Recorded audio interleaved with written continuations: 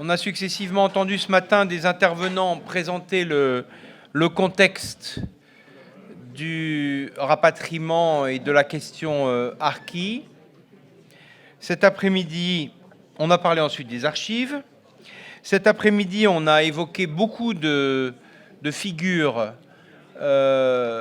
d'officiers, d'appelés, de sous-officiers, de personnalités qui ont été successivement évoquées et impliquées dans le rapatriement. On a parlé aussi de la figure d'un sous-préfet.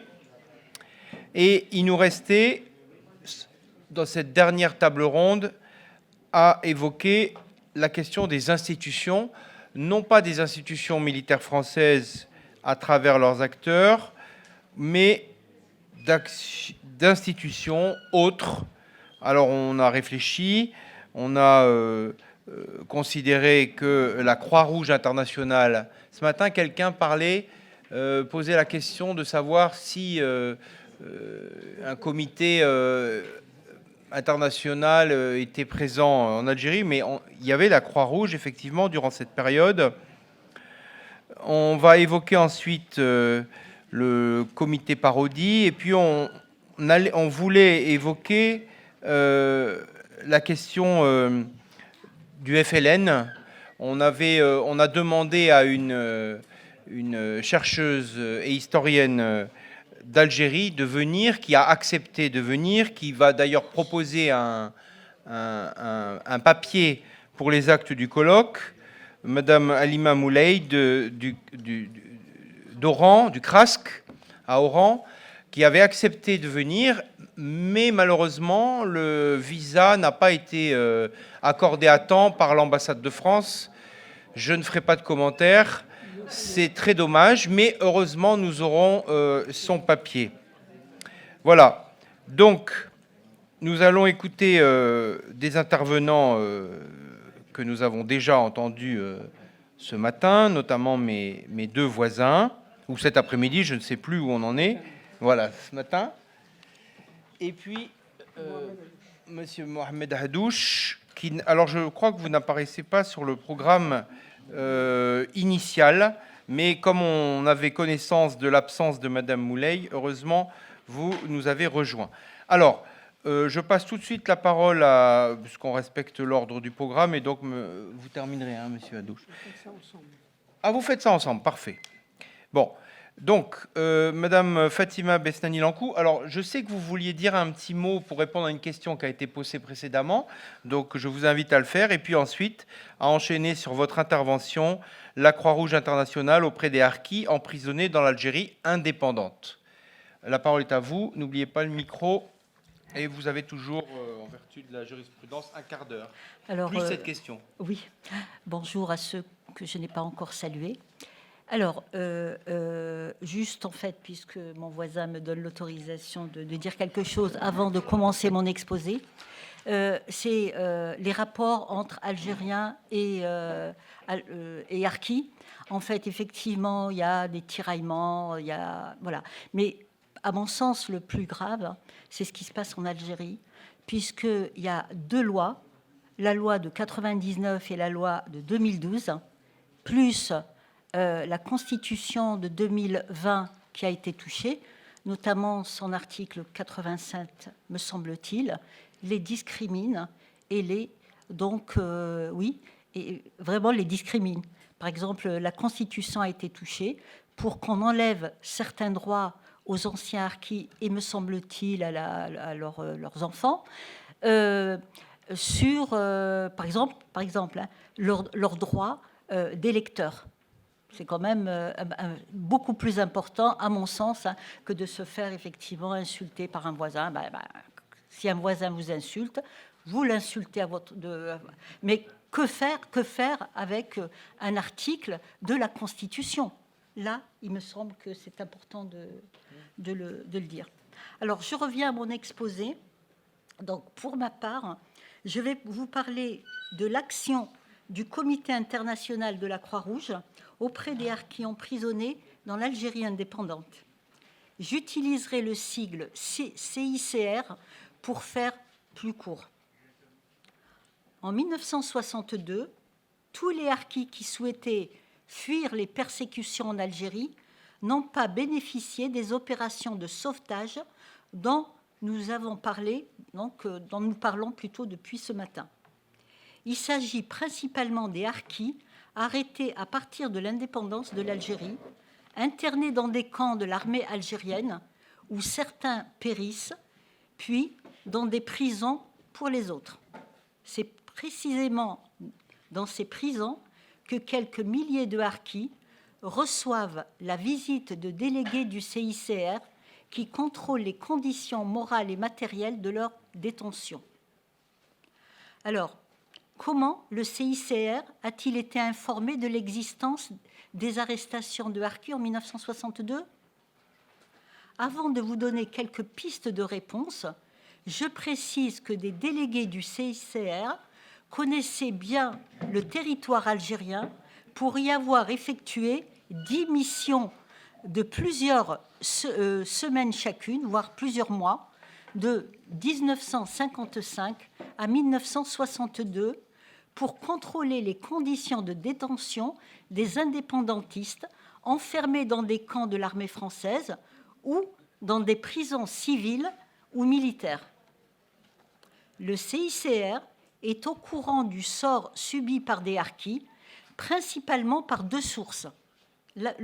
En premier lieu, par des responsables de ces délégations restés en Algérie bien après l'indépendance, notamment par un certain Roger Wust, homme d'affaires suisse installé en Algérie bien avant le début de la guerre, qui informait régulièrement Genève sur les violences qui se poursuivaient bien après l'indépendance. La question des harkis en est une.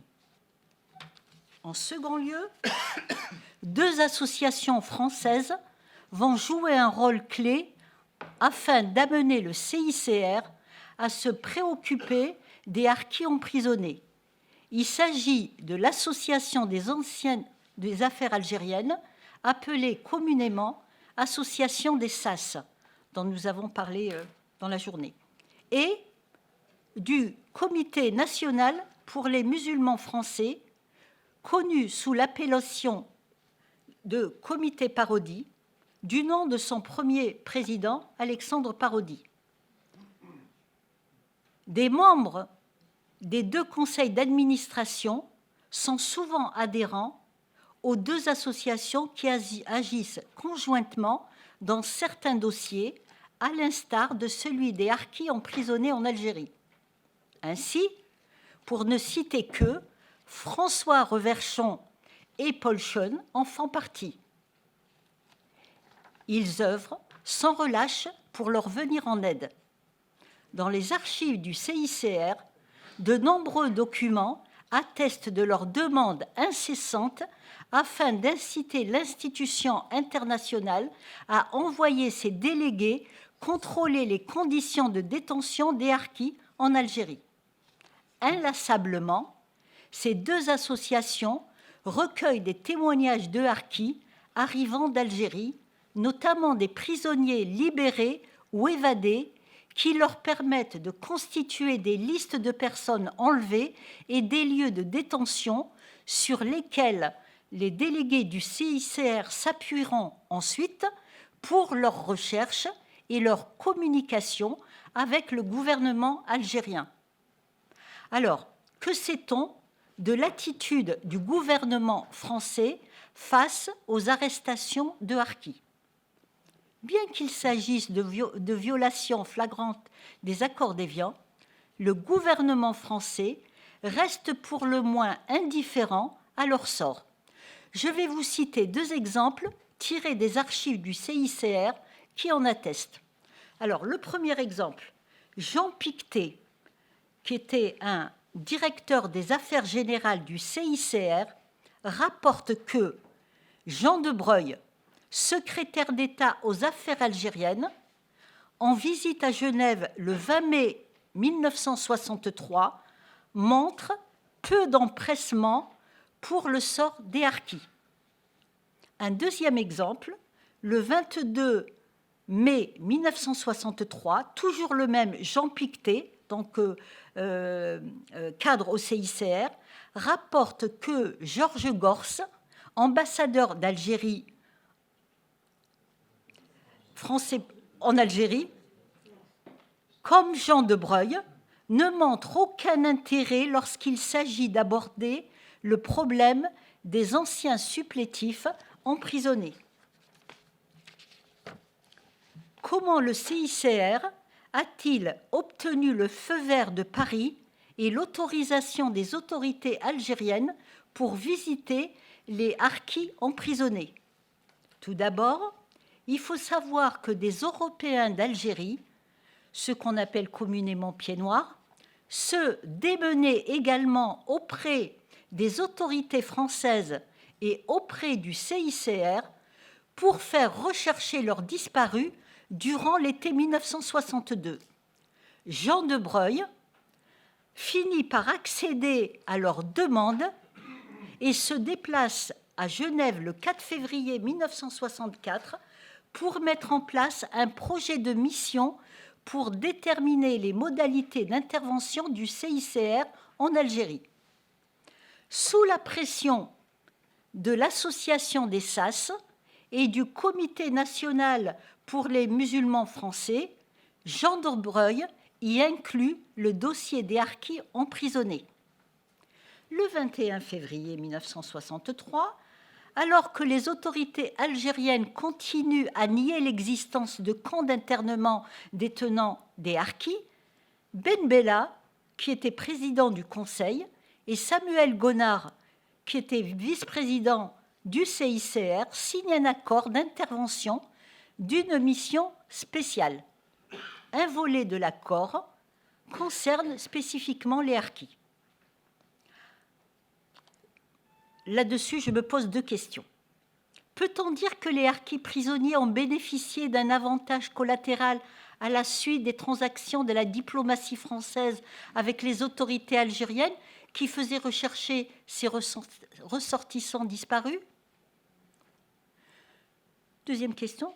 Sans l'insistance des deux associations françaises que je vous ai citées, les harkis auraient-ils été inclus dans un tel accord? Quand on sait la position des autorités algériennes, rien n'est moins sûr. Voici un exemple édifiant sur la priorité donnée par de hauts fonctionnaires français au dossier des disparus européens par rapport à celui des harkis emprisonnés. Le 21 décembre 1963, un membre du CICR s'entretient à Paris au secrétariat d'État aux affaires algériennes avec une certaine Madame Benoît Dazy, haut fonctionnaire auprès du ministre Jean de Breuil. Le délégué du CICR relate la manière dont chacun a défendu avec insistance son propre sujet de préoccupation. Sans entendre l'autre, je le cite, « Madame Benoît Dazy parlait des disparus européens et moi, des harkis. » Une autre question. Qu'est-ce que les délégués du CICR ont constaté au sujet des harkis emprisonnés? De février donc à août 1963, des délégués du CICR vont visiter environ 2500 harkis détenus dans des prisons algériennes. Le chiffre exact, en fait, est de 2498. Retenez 2500, c'est bon. Des rapports du CICR y indiquent l'état moral et physique des prisonniers. Je cite 3 exemples. Le premier porte sur la prison de Sétif, où un médecin délégué du CICR constate des traces de torture dans les parties intimes des prisonniers. Le deuxième est celui de la prison de Maison-Carrée, près d'Alger, où Samuel Gonard, vice-président du CICR, est frappé par l'état physique et moral de certains prisonniers, notamment des vieillards, à l'impressionnante dégradation physique. Pour ces derniers, Samuel Gonard parle de décrépitude. Pour les plus jeunes, d'une situation particulièrement angoissante. Parlant de certains prisonniers, il les compare à des bêtes traquées. Le troisième concerne la maison d'arrêt de Constantine, où des délégués du CICR constatent que les prisonniers, les harkis emprisonnés là, ne figurent pas sur les registres d'écrou. Ils sont gardés là en raison uniquement parce que l'ALN, donc l'Armée de libération nationale, les y a emmenés en novembre 1962. Ils sont donc à la merci d'éventuelles disparitions. En conclusion, la mission du CICR auprès des harkis a-t-elle porté ses fruits? Le bilan est positif sur certains points et négatif sur d'autres. Commençons par le positif. Tout d'abord, le CICR a fait contrôler les conditions de détention d'environ 2500 hommes. Ça semble peu au regard important des arrestations, mais chaque ancien prisonnier que j'ai rencontré au cours de mes travaux et qui en a bénéficié est reconnaissant. Ensuite, un rapport du CICR fait état de 15 000 harkis libérés spontanément à la date du 27 juin 1963 du fait de la seule présence des délégués du CICR sur le territoire algérien. Ensuite encore, à l'évidence, le CICR a sauvé des vies, amélioré le quotidien de prisonniers, apporté un semblant d'amitié. Parfois, il a recensé des hommes pour les sortir du danger de l'anonymat, aidé à en libérer un certain nombre et à rassembler des familles éparpillées. Mais encore, le CICR a attiré l'attention sur les travaux forcés effectués par les prisonniers, notamment dans le déminage aux frontières avec le Maroc et la Tunisie. Ça avait été évoqué tout à l'heure, je ne sais plus, par un intervenant. Et pour finir, le CICR a constitué des archives qui vont permettre aux anciens prisonniers, des années plus tard, d'obtenir un document attestant de la visite de délégués de l'institution. Cette attestation leur permet d'obtenir une carte de victime de la captivité qui leur ouvre certains droits, notamment pour se soigner. Au 31 décembre 2011, 991 anciens prisonniers étaient titulaires de cette carte délivrée par l'ONAC de Caen. Je suis désolée, je n'ai pas des chiffres plus récents. Voilà, donc près de 1000 personnes avaient cette carte. Terminons par les points négatifs. En premier lieu, le colonel Ouari Boumedienne, ministre des Armées, ne permettra jamais aux délégués du CICR d'accéder aux camps militaires où sont internés des harkis. Pierre Gaillard, chef de délégation de nombreuses missions durant la guerre, se souvient de l'intransigeance de Boumedienne qu'il rencontre en octobre 1962. Je le cite. Il dit « À propos des harkis, Boumedienne nous a quasiment envoyés promener. » En second lieu, la surprenante décision, dans les points négatifs, la surprenante décision du vice-président Samuel Gonard d'arrêter la mission spéciale concernant les harkis, alors qu'ils avaient vu près de 2500, mais il décide d'arrêter la mission. Dans son rapport de juin 1963, après avoir rencontré Ben Bella et Boumedienne, le colonel suisse écrit « Le comité international de la Croix-Rouge ferait fausse route en donnant l'impression qu'il cherche à s'incruster en Algérie. » Selon Pierre Gaillard, le colonel Samuel Gonard aurait mis un terme à cette mission par loyauté militaire envers le colonel Boumedienne, tous deux étant officiers de leurs armées respectives. En outre, afin de légitimer sa position, Samuel Gonard évoque ce qu'il analyse comme un désintérêt de la France à l'égard des harkis. Voilà. En gros, sur ce dernier point, En Algérie, on ne voulait pas des harkis, on voulait les faire disparaître.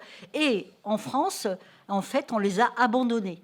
Donc, le CICR, les délégués du CICR, en tout cas la direction du CICR, ce sont des diplomates suisses qui travaillent donc pour leur pays.